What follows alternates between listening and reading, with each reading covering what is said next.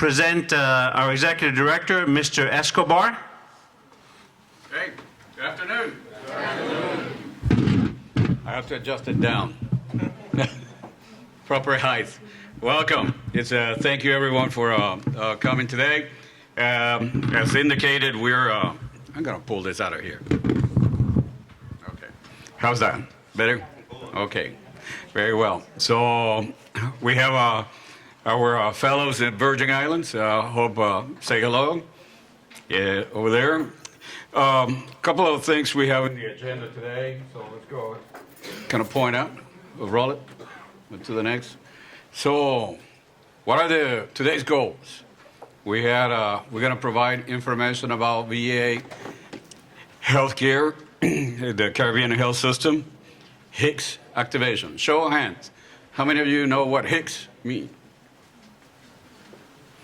Wow, less than 25%. Excellent. So today we're going to learn what HICS means.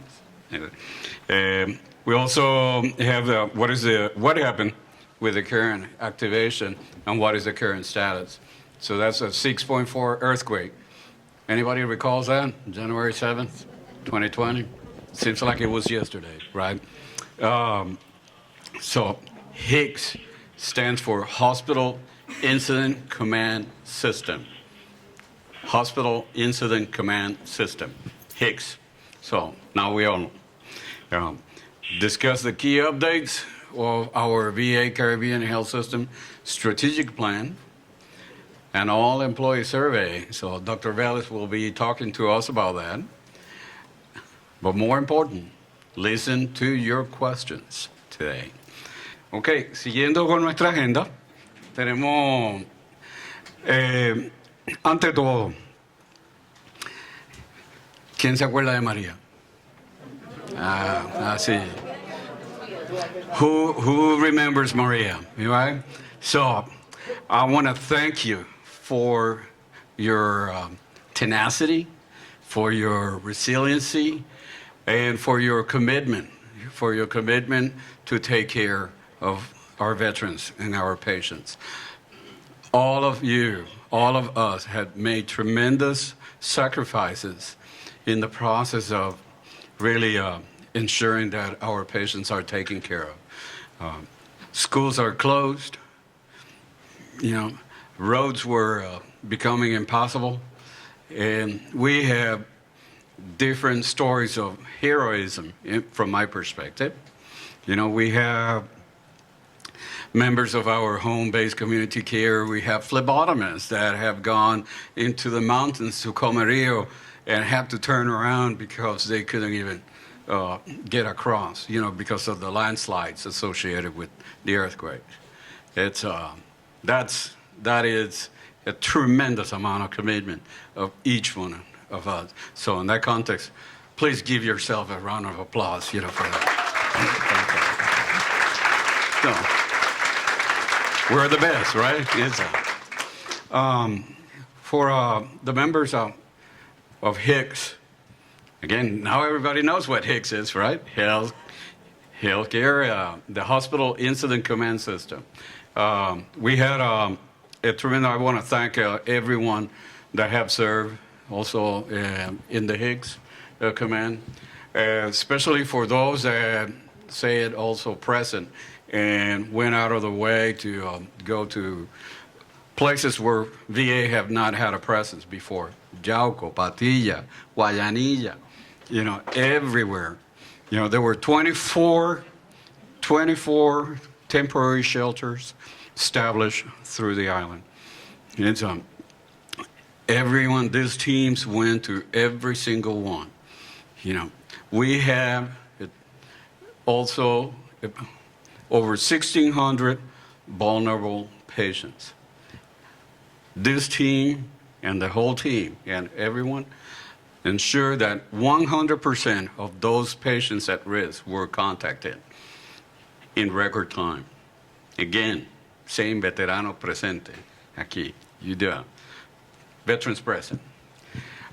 So in that context, I think we need to acknowledge we have been blessed. We have been blessed that No lives have been lost in that context. No one has become injured in the context, but it's not over. It's still going. This is all what we have been talking about. This is not normal, but it's becoming the new norm.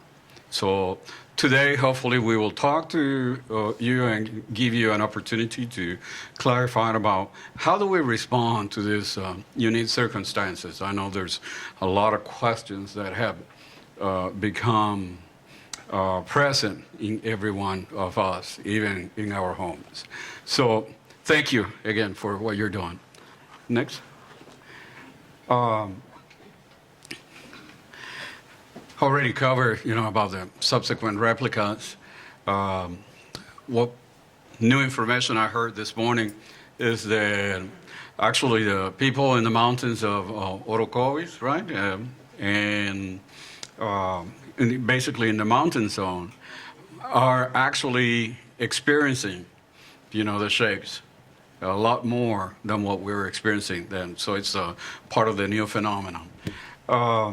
We had a significant amount of power loss, and we have recovered, just about 1% of the island is still without power. So on January 7th of 2020, I received an alert, a call. The first responder was our administrator officer of the day. 4:30 in the morning, I received that call. Within 15 minutes, I received a call from Dr. Lapuz, the vision director. He was up at 3:30 in the morning. I said, this man doesn't sleep. So, but that tells you the level of preparedness, that it was almost instant. Within 5 minutes of the event, I received that call. We activated that emergency management system at 5:30 in the morning. Dr. Velas and I and a few others were already on station, gathering the information and checking on the well-being of everyone. On January the 8th, the Secretary of the Department of Health and Human Services went ahead and declares a public health emergency for Puerto Rico, and the President endorses that. Then on January 16 of this year, the major disaster is declared to all the affected areas, and that, as you have heard on the news, that was recently expanded. So what does that mean to us? What that means to all of us is that now in that context, we have to be flexible, be nimble, be astute about how we are going to respond. Always being safe and ensure patient safety and employee safety. It's on the forefront of everything that we do. Okay, so this graph over here is intended just to give you a general idea, especially for those of you who have not had a chance to participate on HICS or were not familiar even with the concept. This is just to illustrate there's a command structure. And there's the way it is set up, it is 3 deep. What that means is that when we activate the command center, for the most part, we're ready to essentially operate 24/7 until we're stand down. So there's rest time. So we have the director, we have integrated also with NCA and BBA. So the directors for cemetery services, as well as veteran benefits, participate on the joint command, as well as the vet centers directors are incorporated into that response system. So we have an operations side, we had a clinical side, we had a planning section, a finance section, and then a cadre of experts that serve in the advisory role. So that's essentially what the health systems incident commands system comes into about. This is kind of like the way it looks. This is what happens. The boardroom becomes a true working room, and nonstop. Lots of laptops, lots of phones, lots of interaction, a lot of information moving around. all the time. So what did we set up as part of our activation? We went ahead and obviously respond to the emergency we were set ourselves to assist the veterans in the affected communities and provided needed support for our employees, especially in the affected area. So what are the affected areas? We included San Juan in that context, even though we're not in the epicenter of the event. But why San Juan? Because we were recognizing that these events created a level of anxiety and uneasiness on everyone, and we provided and focused, perhaps for as part of the lessons from Maria, that we needed to provide emotional support in that context and keep providing assurance on that. So being interested in hearing today, did we do well and what can we do better? So we will be looking into the after action report as well. Cosme Torres Sabater and Anthony Pereira, they have been relentless in ensuring that we stay on course. They represent a wealth of wisdom in terms of emergency management. I can assure you, ladies and gentlemen, we are in great hands with their expertise and their insight, as well as their contacts in the local community and the wealth of knowledge. So, Anthony, thank you, and Cosme, he's upstairs managing HICS, so thank you. Engineering Jose Punchin. I'm the Chief Projects and Planning section under Facility Management Service. After the event on January 8th, we were called to our engineering team, which is composed of electrical, mechanical, civil, structural engineers, to do an observation of our facility. All of our buildings within the facility were visually observed, visited throughout the site, throughout the campus in San Juan. And we found no significant issues related to the structures themselves. We found some minor cracking that are cosmetic in nature, mostly at the interface between structural components and architectural components. Usually, what we're interested is in looking at any deficiencies in the structure themselves, and we didn't find any significant issues with these structures. So we also go back. Had a visit from they're still here in Puerto Rico, the Damage Safety and Structural Assessment Team. They're composed of a couple of area emergency managers, James Murray, Kurt Bratcher, James Kemp, he's a safety specialist from New York, Jacob Yoder, he's a structural engineer, and he's the seismic program lead in the nation. He's here with us. And Maria Escobales is from Safety and Occupational Health in Orlando. Their agenda was they started in January 13th, a week after the event. In the main campus, we went to the south, where the intensity was felt was highest. And in Ponce, Guayama, I went personally to Ponce a couple of times, and we found no issues there whatsoever.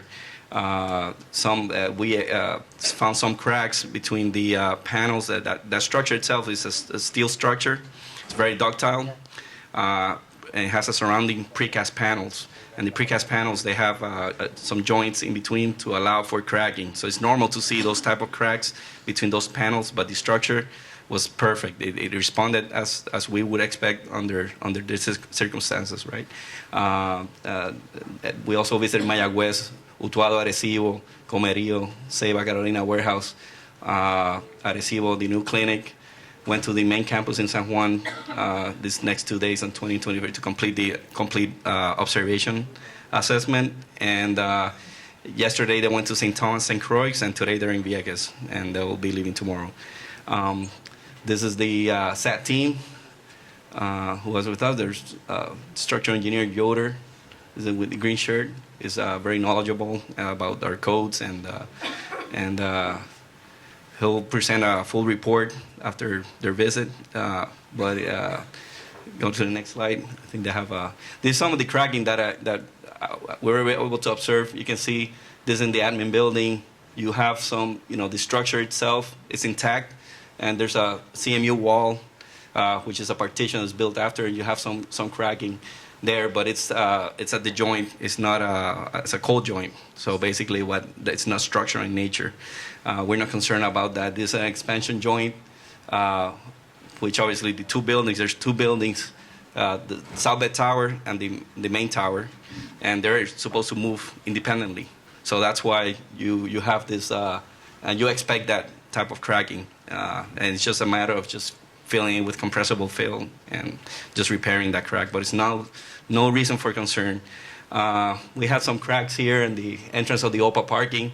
This cosmetic is in the cover, what they call concrete cover of the to protect the rebar. There was a crack, probably an old crack, but we still noted it, and again, non-structural. I went on the side and took pictures on the side, and you can see it's only very superficial, so it doesn't go into the rebar. Concern will be seeing cracks that go into the rebar beyond that cover and concrete structures, that will be more reason for concern. But these are no major issues. Again, this is an expansion joint cracking. So again, in summary, the facilities are constructed with seismic consideration to withstand up to 9.0 earthquake. All VAX facilities were found safe with no structural damage, and cracks that have been observed on some of the facilities are superficial and non-structural, like I said. I don't know, next slide. Okay, thank you. Thank you. So good afternoon. I am the lead for the operations medical clinical branch. The operations branch is divided in administrative and clinical. So during this situation, our focus of work, it's complicated at the beginning because you're trying to observe how you're going to keep business operations at the same time while you're managing an emergency and where you priorities. So what I'm going to show you is, in summary, everything that we have done for the last 15 days. So the focus of our work was on two objectives. One is on the safety and well-being of our employees, and the other one was the safety and well-being of our patients. In respect to employees, the first thing that we are required to do after a disaster, hurricane, storm, or earthquake now, o meteoritos también, porque, it's to account for everybody. It's accountability. Is everybody safe? Is everybody alive? Is people well? Do they have any particular personal situation? So when your supervisors call you or track you to say, are you alive, are you okay? That's part of the responsibility of the HICS. We need to report for 100% accountability. And that included trainees también. So we needed to do for those. And we were able to do that in a very rapid pace thanks to the assistance of all the supervisors. But while we were doing that, we were identifying the most common concern that was brought to us was emotional distress. You know that we are barely 2 years away from Maria, and we have very superficially under our skin this set of emotions of reacting to things that are outside our control. So one of the things that really flourished rapidly was emotional distress among employees because of an unknown circumstance. So that took us into a very different direction in how we wanted to create a conversation related to maintaining a hospital or operations open at the same time that we were trying to place attention to the needs of those who keep a hospital or a clinic open, that is people. So by doing that, we started visiting clinics on the 8th. The earthquake was the 7th, and on the 8th, we were on the road visiting Ponce. That's the first clinic that we visited. On Friday, to 2 days after, we were in Arecibo and Mayagüez. And the way you do this is that you set up a team. Obviously, you cannot be everywhere at the same time.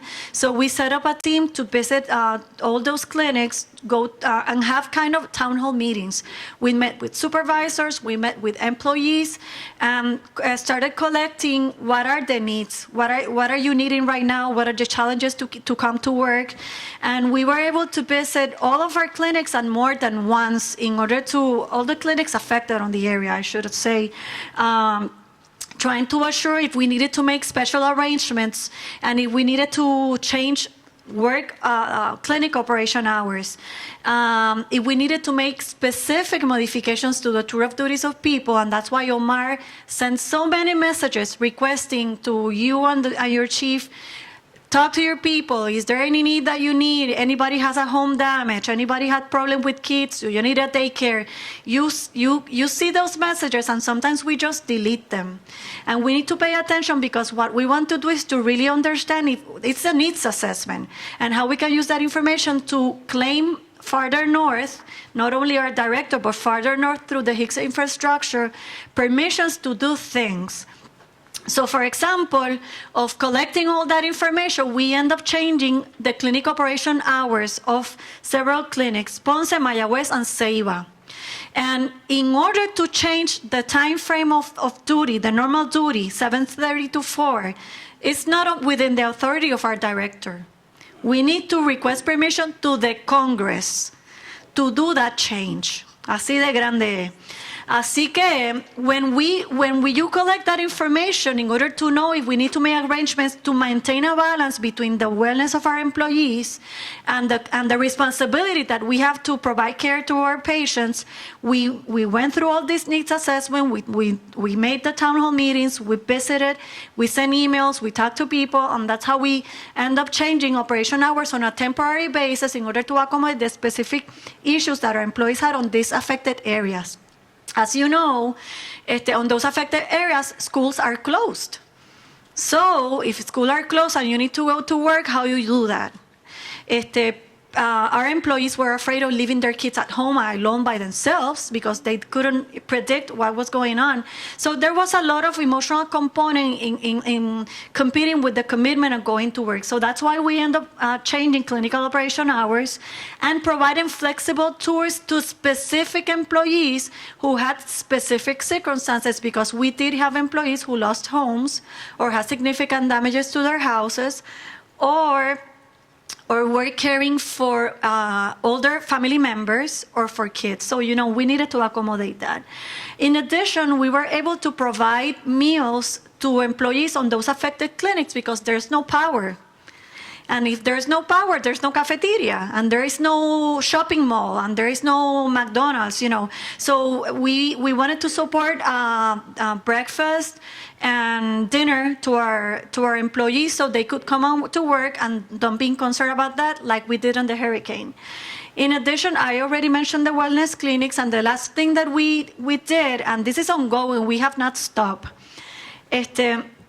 trauma event management, because we have been trying to put into place a trauma event team who's supporting our clinics, not only on seeing patients and trying to capture a little bit of the walk-ins because of crisis management that is going to spontaneously be new to the clinic, but to support emotional support to our employees too. And we're doing that not only through the assistance of the umbrella of the behavioral health team that includes psychologists, psychiatrists, social workers, but también through the VISN. And we have a great team from the VISN who visited us yesterday and still today visiting Mayagüez and Arecibo, to assess those specific needs and provide support in respect to that. I would like to take permission to request to everybody who has been part of this behavioral intervention to stand up, because we really need to, Maria, Hari, Doctora, all those have been volunteers on the behavioral command. Please stand up, because you know what?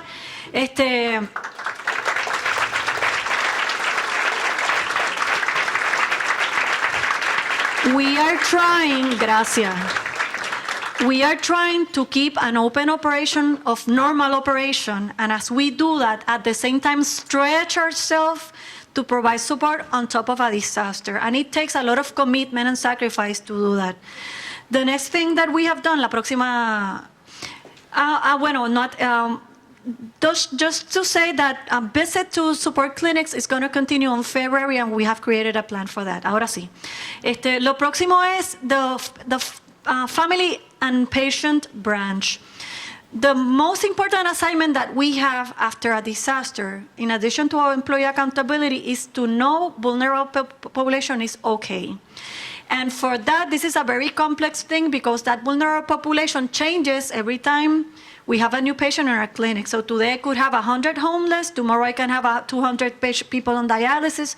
So we cannot have like a permanent list that is going to be equal every day. So when we do, no, para atrás, para el frente. When we do vulnerable population, we need to go back to the program managers of those programs, and that includes spinal cord, home care, home-based primary care, homeless, home oxygen, mental health, nursing home, chemotherapy, hemodialysis. Sometimes it's radiotherapy, it depends. And we need to call 100% of those patients and be sure that they're okay. And if they have a specific need that we need to address immediately to maintain their treatment going on. And we were able to complete that in 2 days. Between 2 and 3 days, and that was through the work of a lot of people. Some of them required getting into a car and visiting their houses in order to find them. Because as in Maria, we had issues of communication también in the south of the island the very first days.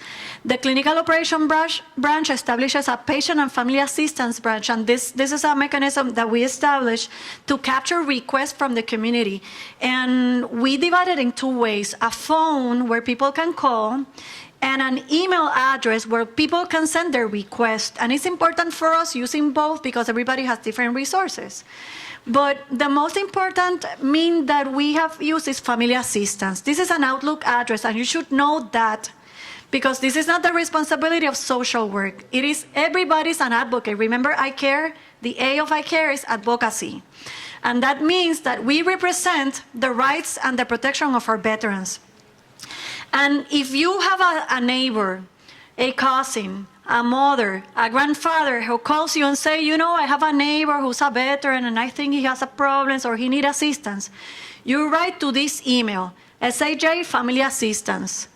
That is a centralized email where a team of heroes, social workers, behavioral health, will capture that name and will lift the phone and call that veteran and explore as case managers, explore what is the need of that person, and they will assist that person until they close the mission with that person. So you from your house, from your office, can be an advocate for our patients and refer cases. That's still open. Through that, we have captured about 109 referrals. Of those, near 35, we have been able to identify that there is near 35 patients who have had significant damages to their houses. And what we do, we refer them to the homeless program because now they don't have a home, and maybe they could benefit from the homeless program, or some of them are referred to the Red Cross because for total house damages, there is a system for that kind of assistance. So it's not knowing what is the problem, it's doing something about it. The most important, well, not the most important, but I think very significant to us was the outreach that we did starting that Saturday, January 11, and that end of this past Saturday.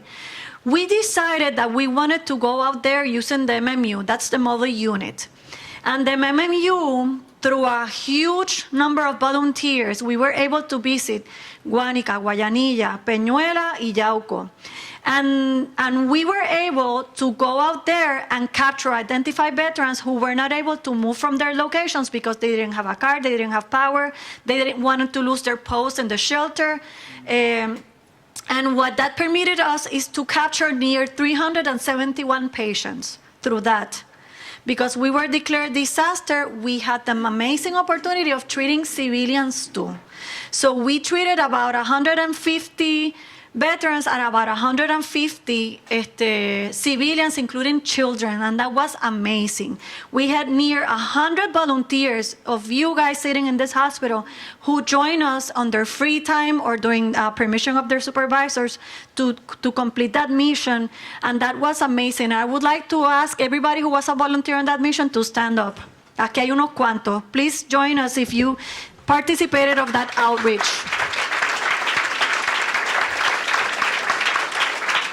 Thank you. Because, you know, if you touch one life, you were important for one person. So we made a difference in our community, and that's something we should be very proud of.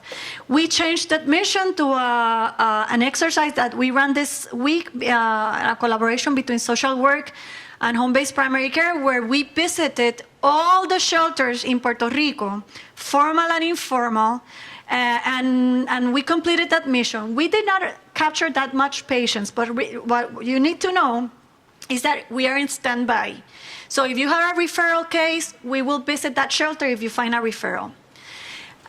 Pharmacy, for those patients who cannot go to the clinics for the refills, we open a contract with Heritage. That means that you go with the refill, the bottle refill. You go to CVS, Farmacias Plaza with your potecito, and they will refill your medication. You don't have to wait for the VA, and that will last for 30 days. And the most important thing that you need to know is this address. FEMA declared a disaster. And for people who have important losses in their houses, you will have 60 days to claim benefits. And that 60 days already started like a week ago. So you can help us deploy the information. That's why Omar has been sending again and again, and we have placed in the social media this information about FEMA disaster management. Any private person, veteran or not, who had significant home damages, need to place a phone call and say on la grabación, you're going to record saying, I had important damages at my home. If not, you can do that on the website.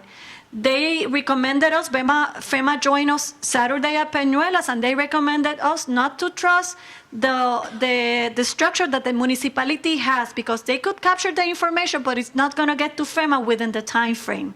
So you can help us deploy that information, because, you know, people can change their poverty level from one day to the other. You could be medium class today, and after an earthquake, you could be on a lower tier because you were retired, you're living on your Social Security, and now you don't have a home. We have the opportunity to assist somebody to have a safe home just by applying on time. So 60 days and a week already left. Y ese es todo mi reporte. Yo creo que lo próximo son pictures. It was an amazing activity. Tomorrow we will be in Cabo Rojo, because we already had Boquerón, Cabo Rojo, and Boquerón. It was an activity that we already had planned, but we're going to take advantage of that to capture people. I would like to recognize one more hero, y esa es Teresa. Teresa, you need to stand up.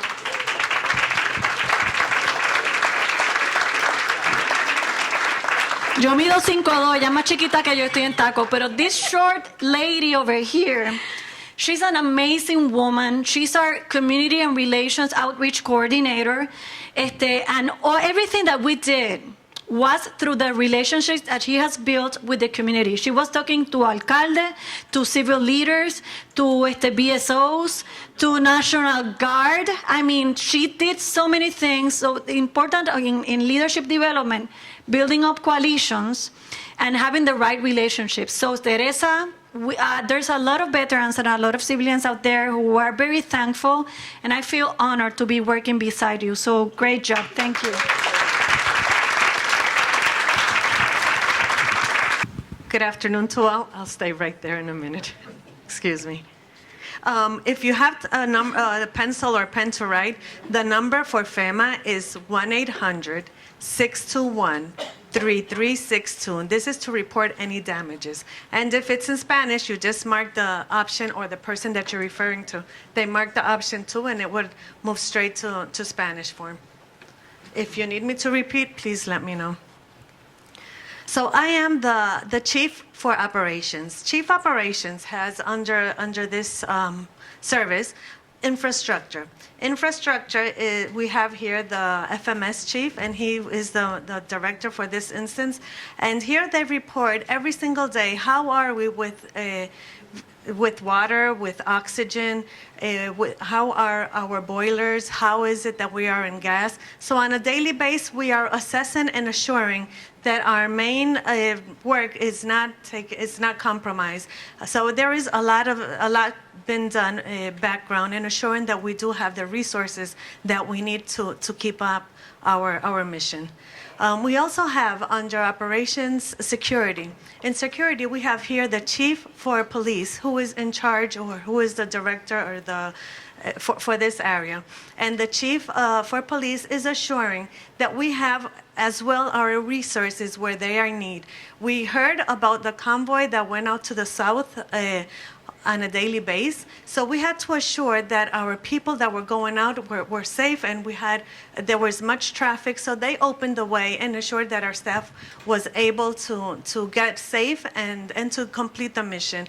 We also found that there was a need. There was no electricity in Ponce, and those that have been in this clinic know how dark it is in this area and how lonely it is. So we reinforced that we had the resources there. We increased the amount of staff in the area, and again, it's always taken into consideration the security, and also the assessment is done throughout the areas where there is specific needs, and we make sure that we place the resources there.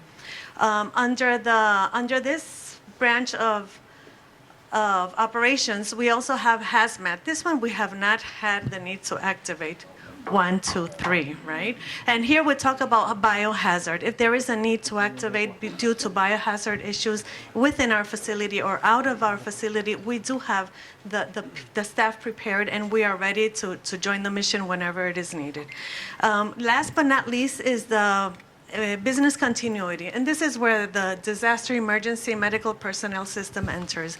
Business continuity, we must assure that we do not stop one day, 1 minute to provide the mission that we're here for. And here, not only in the main hospital, but at the CBOX, at the clinics, wherever we take care of veterans, wherever we have staff providing support.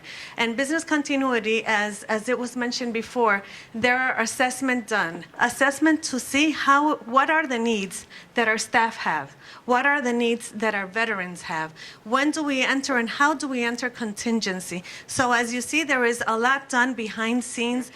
In this assessment that was done, we were able to identify the need of psychologists, the need of psychiatrists, and not only for our patients, but for our employees.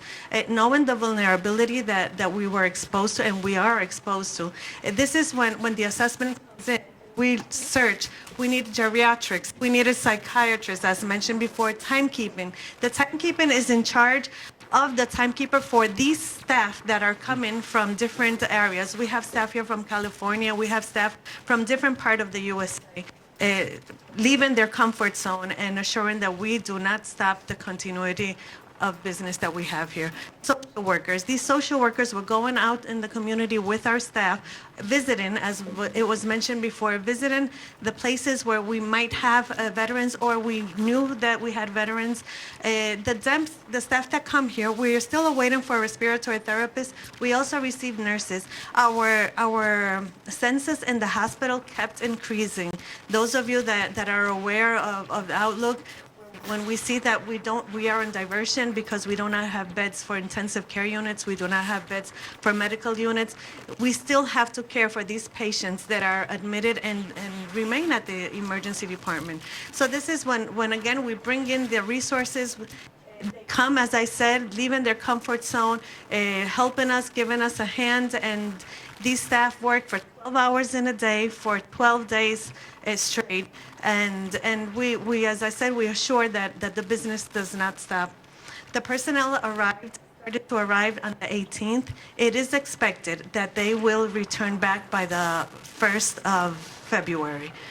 So we, on a daily basis, we continue to assess still need, or can we live with how we are? we requested 35 in total. We have 14 that have arrived, and still, I believe it's 4 more that are arriving between today and Saturday. So this is, once again, thank you all who support this mission. To start off with this, all our facilities has been designed and constructed to meet the seismic requirement. This is in Puerto Rico is similar to California, and we are experienced since December 28 the seismic activity in Puerto Rico. Okay,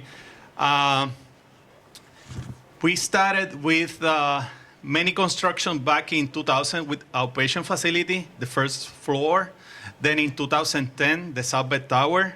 We started moving everybody from the main building that was constructed late 60 in 1969. Actually, was activated.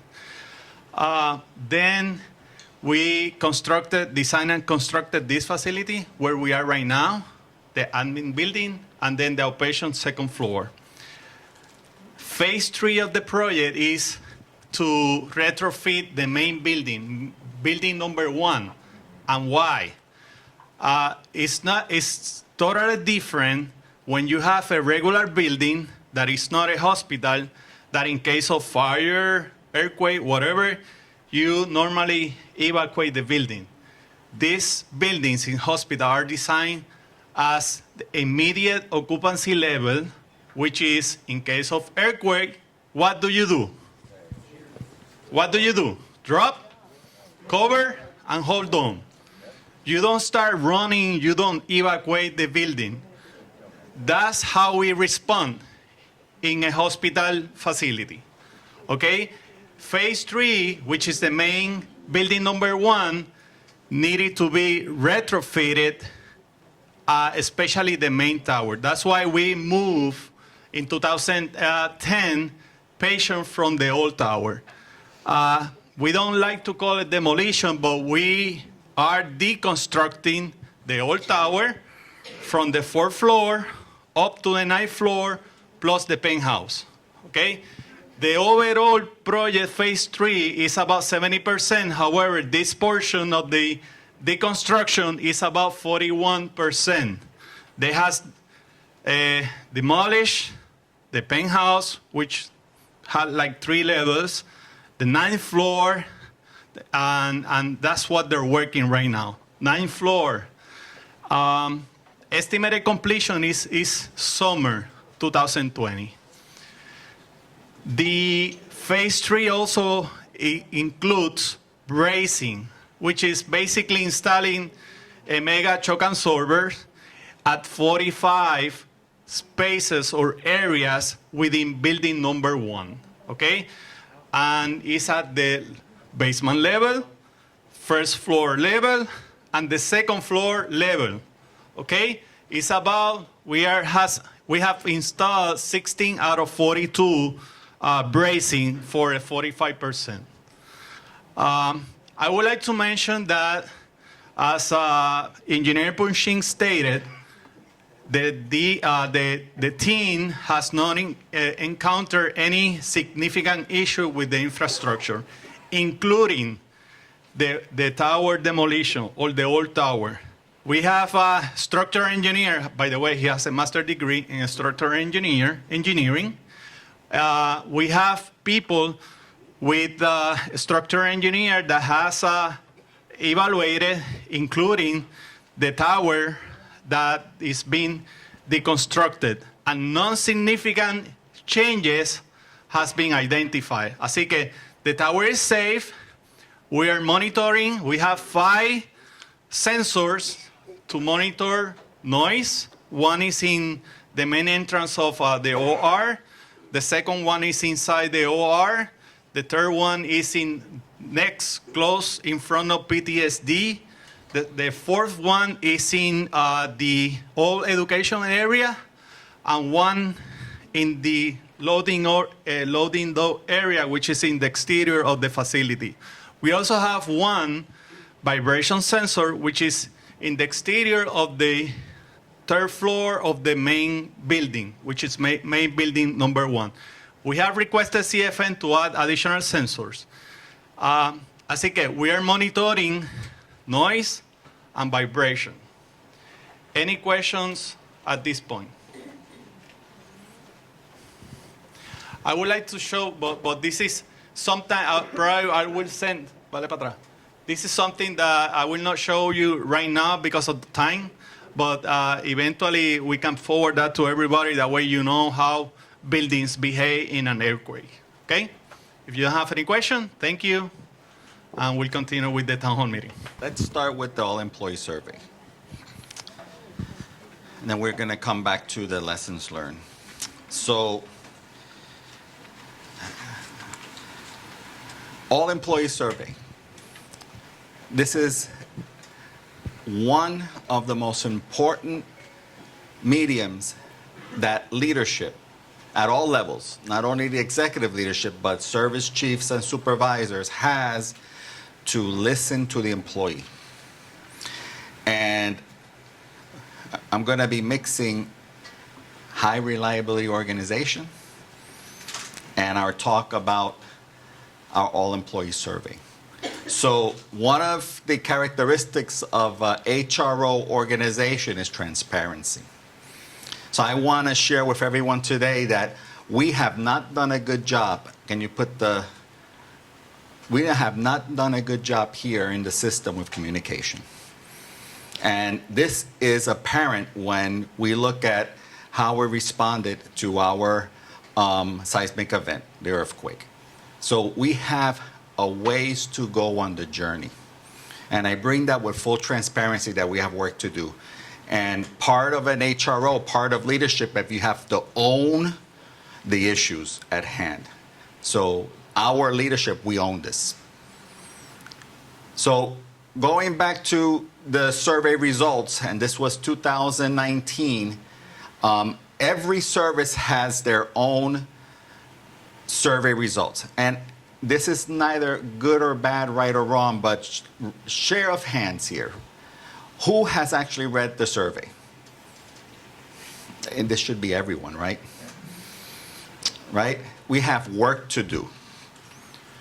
So when we look at the survey overall for the system, there's 3 trends that are pretty consistent over the years. Okay? Maybe one of your services might have something different. This is why it's important that you look at what the results was within your service. But for the system, for VA Caribbean, communication was number 1. This is what the employees who completed the survey tend to report consistently, that information flow is not occurring in a healthy aspect at all levels. It's not timely and it's not clear. And I have to agree with that. We have work to do here. So when we look at lessons learned, one of the first things that we're learning from this earthquake event is what? It's going to be communication. Growth, creating opportunities for employee growth.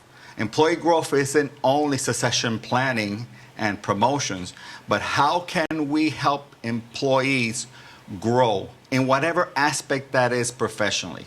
In some cases, it might be opportunities for learning facets such as CDL, stepping with pride.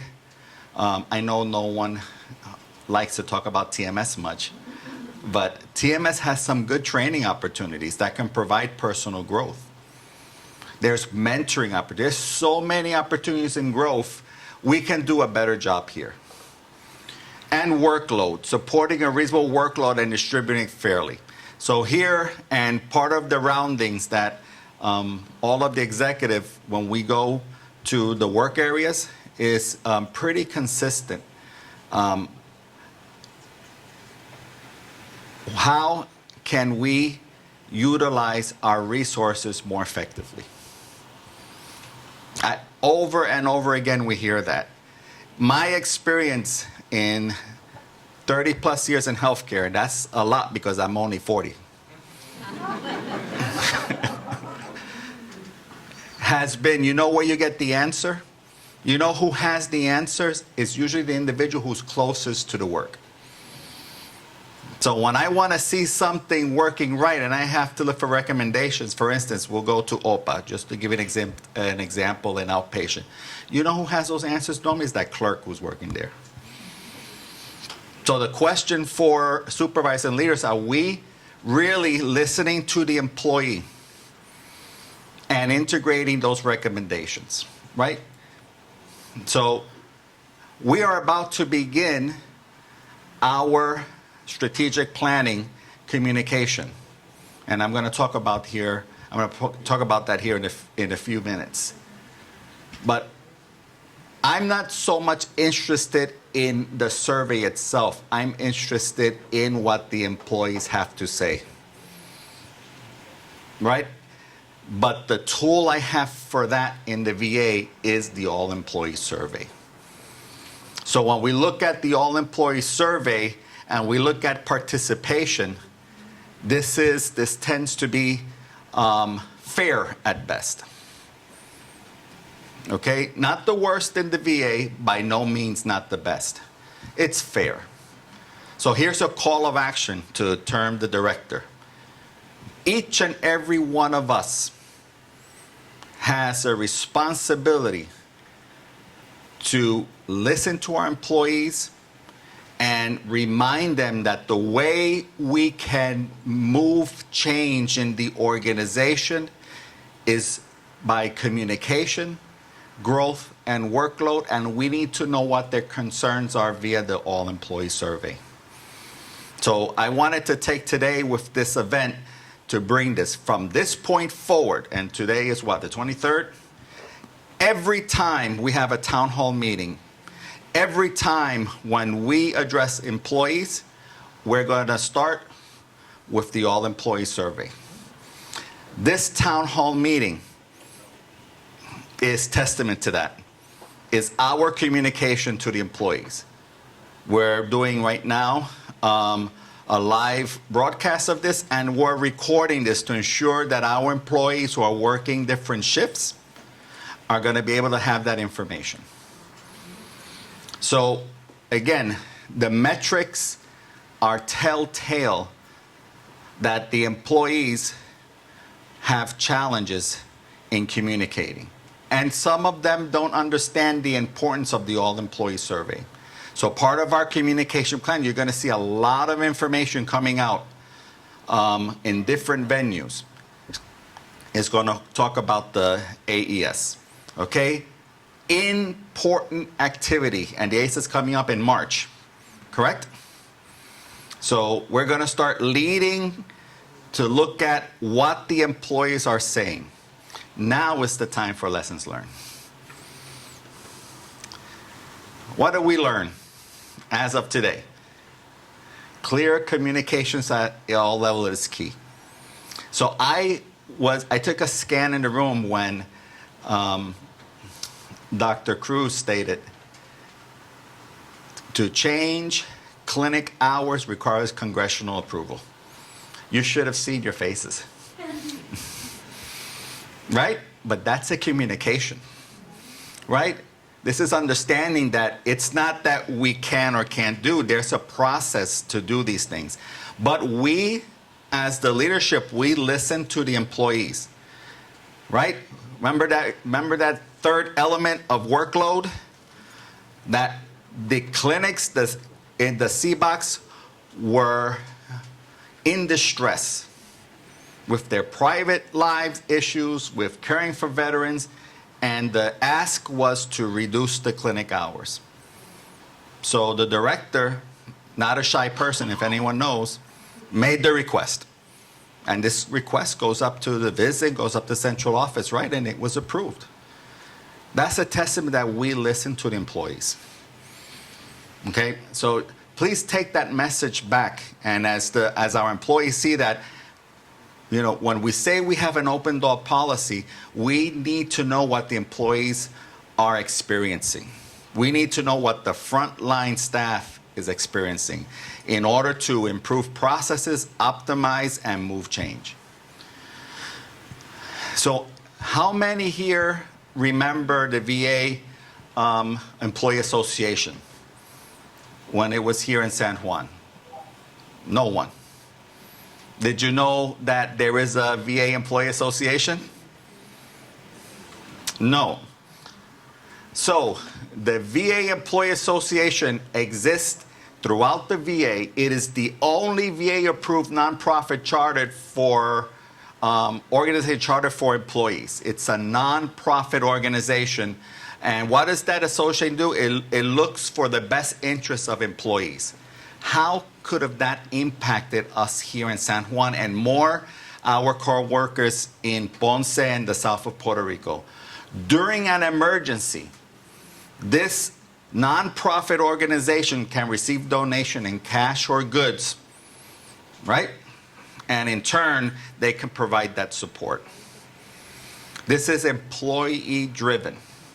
So here is an opportunity because we were contacted from the VISN and they have VA employee associations in Florida. They say, how can we help? Because via our VA association, we can provide financial and good support to Puerto Rico, but we don't have one here. So we couldn't do that. So here's an opportunity, here's a lesson learned for the future, that via the employees, we can potentially create this organization locally and be ready for the next event, and outside of emergencies, help other employees. How many times do we hear employees here having problems in their lives? They have family members ill, they have fires, right? Happens all the time, right? Fantastic organization to have. So we'll be providing some information on this, but remember, this has to be created by the employees, by you. Mr. Marrero, thank you, because you talked about the evacuation protocol, right? So let's see if we communicated effectively here. During an earthquake, a seismic event, do you evacuate the hospital? No. No. HRO. When something is wrong, incorrect, you own it. So we sent out some information during the first part of the earthquake that said the opposite. Does anyone remember that? So that was incorrect, and I'm here to say that the leadership, we sincerely apologize for any confusion.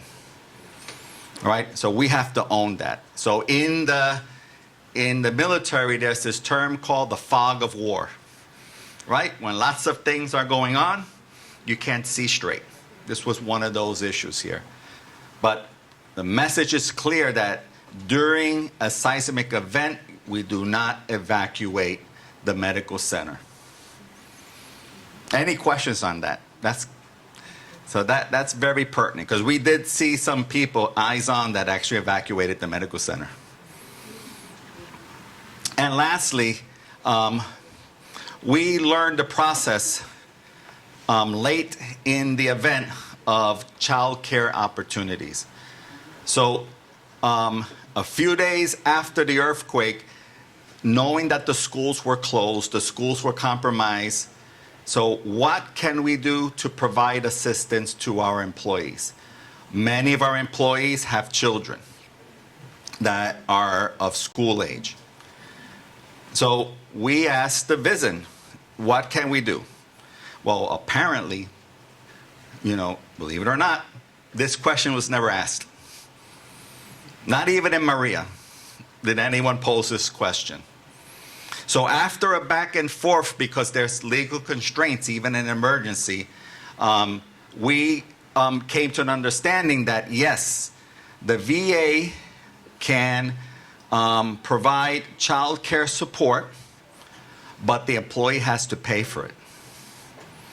All right, so there was some emails that came out of Human Resources, and as of today, that daily rate was $35 a day per child.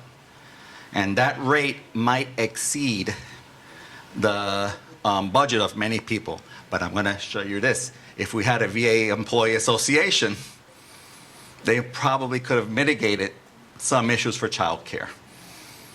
Okay, so as of today, we've only have 2 employees that are still not so much requesting, but they were saying that if the services were available to make their they would make their lives a little easier during this time.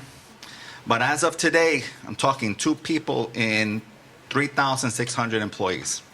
All right? So as of today, this venue we're not going to pursue it because the help is only for a limited time, about 2 weeks, maybe a month. It's just to get past the emergency. But lessons learned, we know what to do next time. Right? This is part of our action report. Just being transparent. So it's not only celebrating the great things we do, but when we don't perform to our expectations, we need to share that with you as well. This is a characteristic of a high reliable organization. Right? There's lots more lessons learned here. I just thought that this would be a good example. All of these elements tie into listening to the employee and considering their needs and making decisions and change accordingly. All right. So now we go into strategic planning.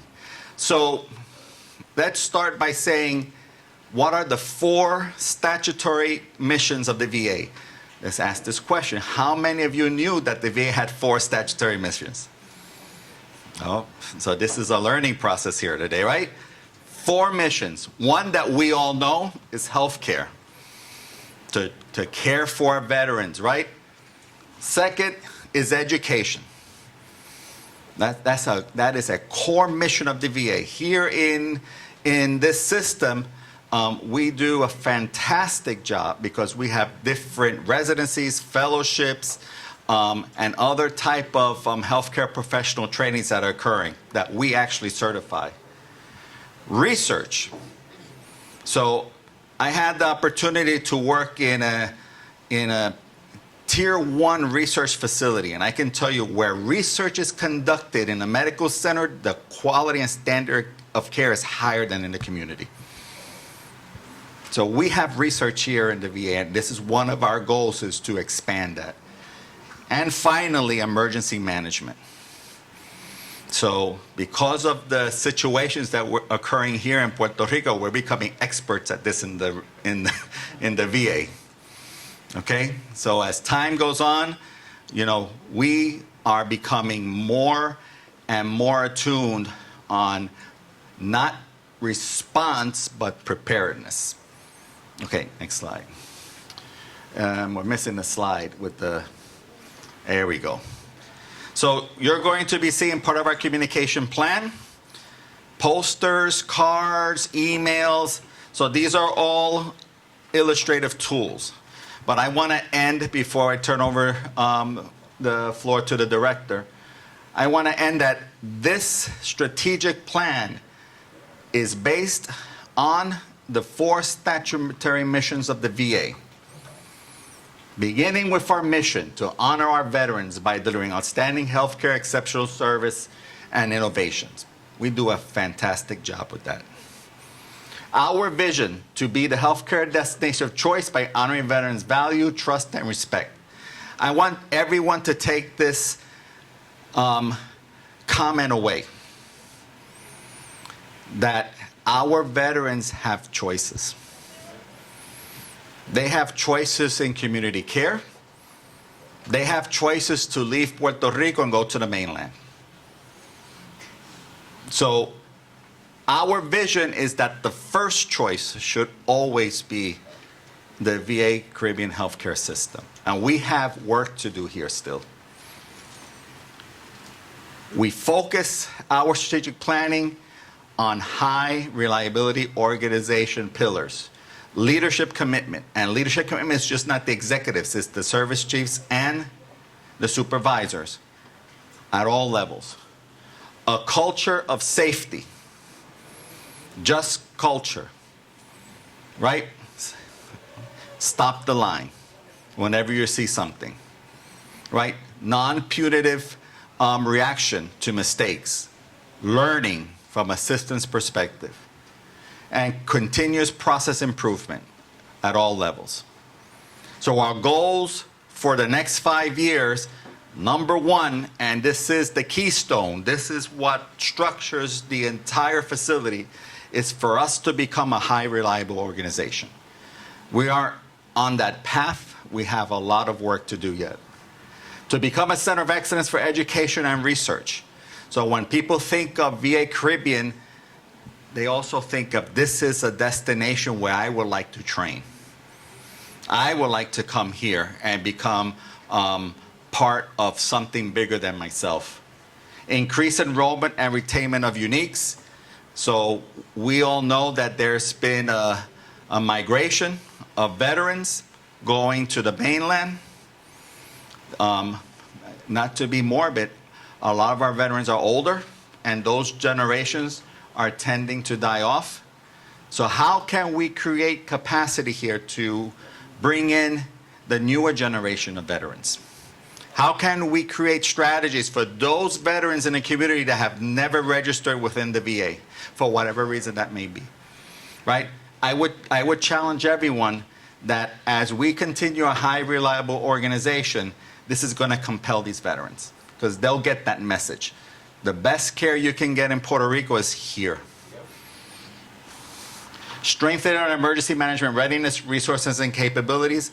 This is part of what we're doing today. So we're learning from our challenges and how to do things better. And align and optimize resources to support ongoing missions and strategic initiatives. So one critical component of this is space. So what's the deficit right now, sir? 180,000. 180,000 square feet deficit. Everyone needs space. So we're not going to build another tower anytime soon, right? So how do we do that, right? So this is one of the essential components of HRO. How do we optimize our delivery of care, and how do we optimize how we do business? So this is not just thinking out of the box. This is really thinking innovation. So I think there's exciting things coming here in the next 2 to 3 years when it comes to this specific goal. I want to end citing Benjamin Franklin. So Benjamin Franklin said, to fail to plan is to prepare to fail, right? So this is why we're here today. We're here today to plan effectively for the next event. We're here today to plan and react to what our employees are saying. And the main venue we have for that is the all-employee survey. So please take that message back to your different sections and let them know the leadership wants to hear and integrate their feedback. So I know we've gone a long time extra, but I want to thank you for, again, your perseverance, your dedication, and your service for our veterans. Thank you. Publicly acknowledge my appreciation for my boss, Dr. Lapuz, Division Director. We have great support from our ADUSH, the DUSHA, excuse me, that's Ms. Renee Oshinsky, and also for Dr. Stone. And so when we mentioned that it took congressional intervention, Dr. Stone had to essentially request a special session, and that session took place on a Saturday afternoon. A Saturday afternoon after the event, he went up to the Hill to essentially request exceptions on the rules so we could do an emergency implementation of the child care center and all kinds of other dispensations like we mentioned about the hours of operation. So it was constantly pushing the envelope and looking for ways to implement and ensure the business continuity, the safety of our employees, as well as the safety of our veterans. So let me stop here. We have gone a whole half an hour over the schedule. So this will be the last town hall meeting that we do in 1 hour. It's a promise. We must allow time for you to react and ask questions. So I'm willing to stay. If you have questions, I would like to also make sure that we have an opportunity to ask any questions. And if you have any, please come to the front. You have your choice, a black mic or a blue mic. Questions? Okay. Well, I will encourage you to drop us an email As always, let us know what did we do well and how we could improve this for the future. Time management will be the next. Okay, thank you. We're adjourned.